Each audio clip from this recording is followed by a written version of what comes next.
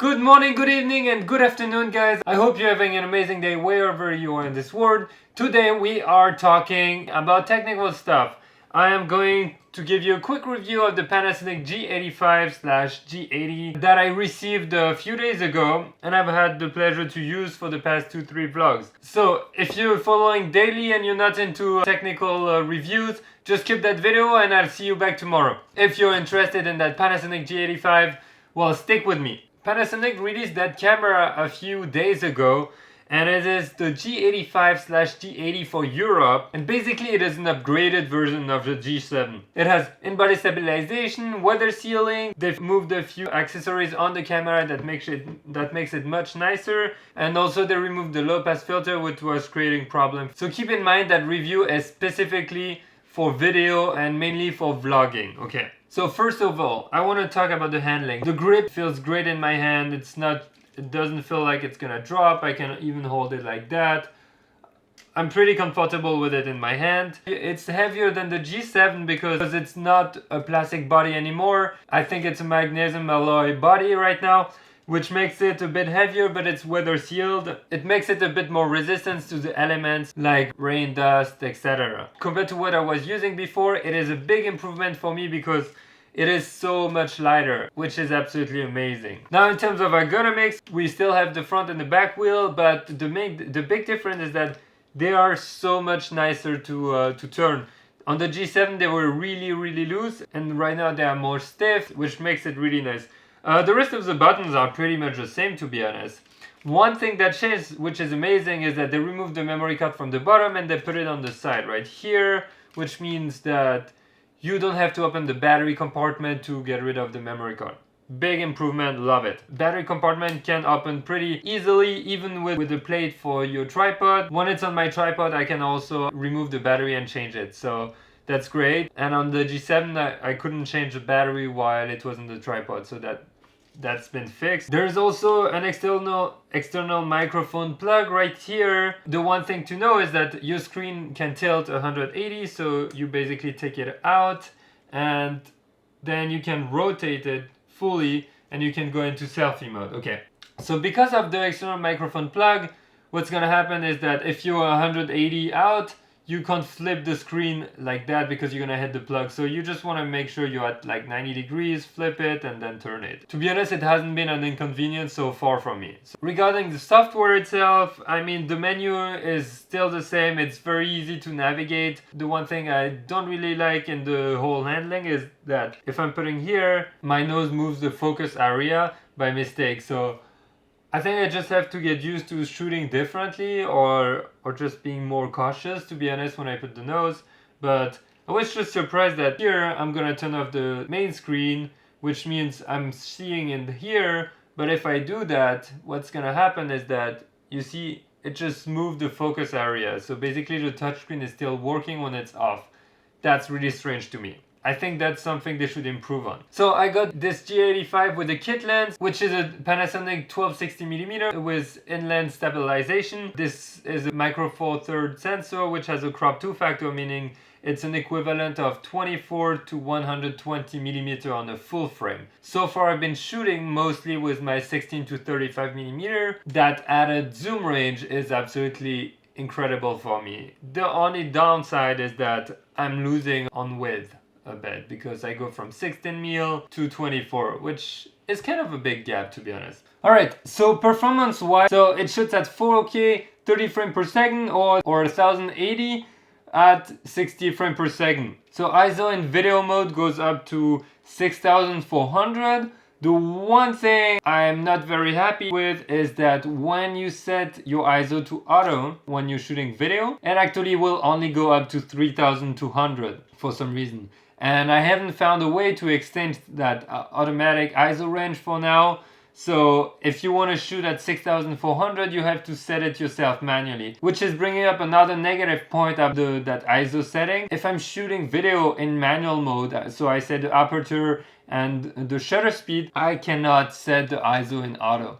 The ISO has to be set manually. So Panasonic, please fix that in an update, because it would be great to leave the ISO in automatic and just worry about the aperture and the shutter speed. To be honest, when you're vlogging, you would do that most of the time because you know what, you might be vlogging here, blah blah blah, you're speaking and you're in a dark area, suddenly it's super bright. You don't want to be having to set your ISO all the time, unless you're doing shots like that are completely in controlled environments. Autofocus. A lot of people were asking about autofocus. To be honest, on that one, I'm pretty happy with it. You know what? In my opinion, it's fast enough for video. You don't want something too fast because it's gonna be hunting otherwise. So let me show you. We're gonna do a test. Alright, autofocus test. Continuous mode. There is a center point on me right now, so this is autofocus. Now I'm gonna switch. Alright, back on me.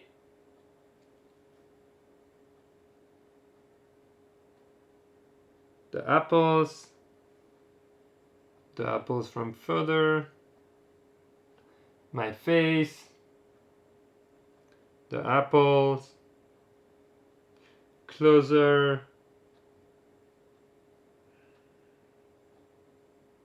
and my face closer,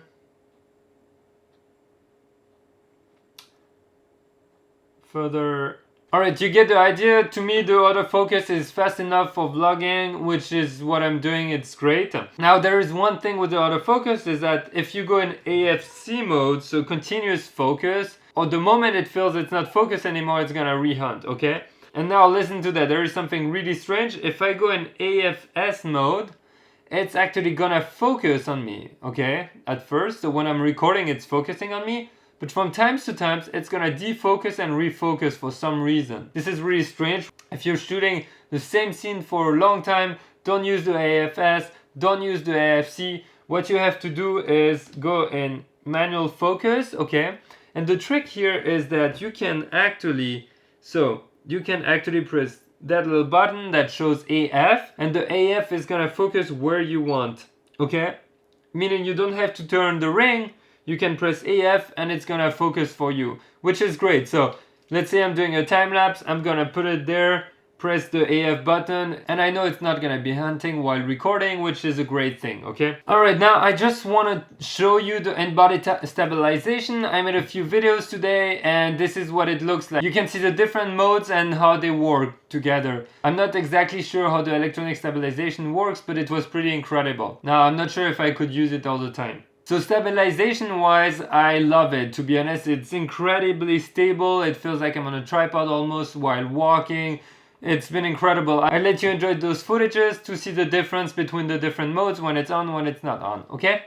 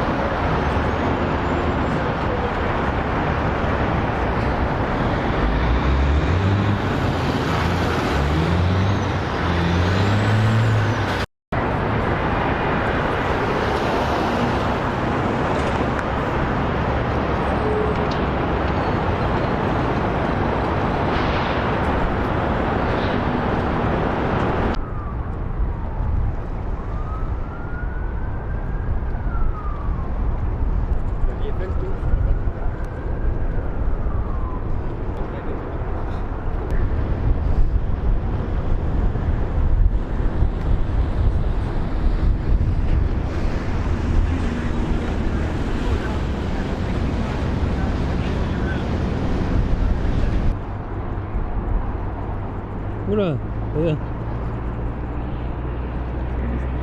Ouais. Wow, this is like really steady, strange. This is like really strange.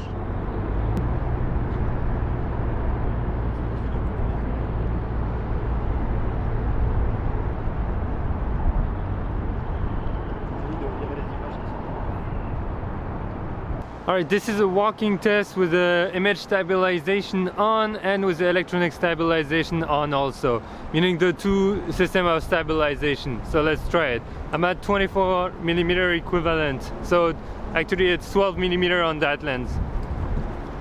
So this is how it is when I'm walking and I'm handhelding the camera. So let's see. Alright.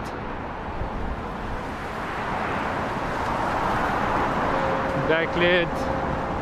Alright, and now I turned off the electronic stabilization to see how it looks. And basically the other setting, the stabilization is still on, but the electronic stabilization is off. Let's see how it is. Alright, walking, looks pretty stable. Let's see. Like that. Like that. Another guy with a selfie stick. I mean, pretty decent. Pretty incredible, right? Now, video picture modes. You have a few picture modes, and the three most interesting, I think, if you're doing the video, might be standard if you just want to leave it as is. The cinema like D, which is supposed to have a very flat profile so you can grade it later, and the cinema like B, okay? So I recorded a few series with different picture profiles. I'll let you compare those modes right now.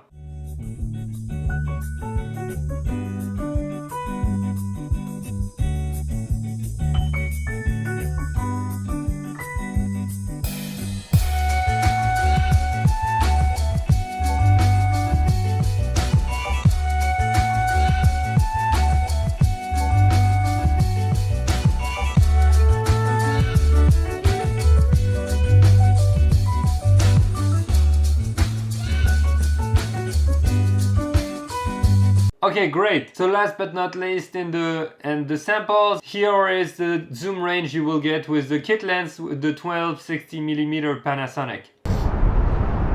This is 12mm and this is 25, this is 40, 50 and all the way 60. So I would like to finish with a small recap of what I like and what I dislike. What I love is the way of the camera, the handling, the weather sealed body, the in-camera stabilization. The lens is pretty decent, to be honest. I really like the image quality so far. The menus are easy to navigate, and I think it makes it a great vlogging camera, lightweight, and that can go in many conditions, and you can change the lens, which is very important for me. One of my lights is dying, just give me a sec. Alright, much better. Alright, so what I like a bit less about that camera is the ISO settings. You know, it's really weird that you can't shoot in manual but with automatic ISOs. And the fact that the auto ISO stops at 3200 when you're shooting video is also very strange to me. Another thing that's not that great is that the Panasonic lenses are not cheap, to be honest. But for my personal need for vlogging, I think I'm gonna keep the 1260 for a very long time because it feels like a great lens. The versatility of the zoom range is incredible. The last point might be the autofocus. It's not that it's bad, it's just the settings are a bit weird, and I would really love to have a autofocus in single mode to stay like that and not to refocus from times to times, which I find it annoying because it feels more like a continuous focus than a single focus. Overall, would I recommend that camera? I would absolutely recommend that camera to anyone who is interested in having the ability to change lenses, want something with great video quality, feels great in hand, it's small enough to put it in a very tiny backpack or just keep it in your hand the whole day. It's not too heavy. To be honest, it's a really great step up from what they did with the G7, and I'm really happy with that. I'm feeling really confident that I'm gonna use that camera a lot. Before I forget, someone asked me about the noise of in-body stabilization. And you know what? You really have to get very close to it. I have never heard any noise in the videos, to be honest. So don't worry about it. You know what? I love that camera for vlogging. You can check the last 2 days episodes that I recorded fully on that camera. Otherwise, I'm gonna give you a great example of what you can get in 4K at 30 frames per second with that sunset time lapse of New York tonight.